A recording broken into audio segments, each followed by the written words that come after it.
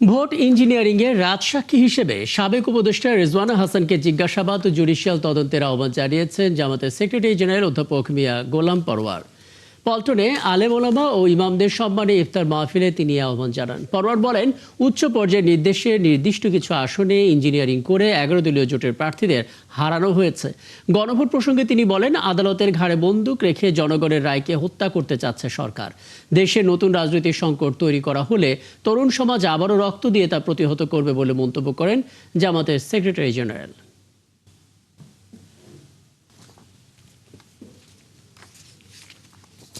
আমরা আসন অর্জন করতে না পারি, তার জন্য তার বক্তব্যই সাক্ষ্য দিচ্ছে। তিনি বলছেন যে আমরা সেটা দেইনি, আমরা তাদেরকে থামিয়ে দিয়েছি।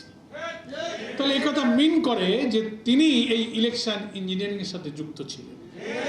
তাই আমরা বলেছি যে আপনার সঙ্গে আর কারা কারা ছিল তাদের নাম জাতির সামনে আপনাকে প্রকাশ করতে হবে।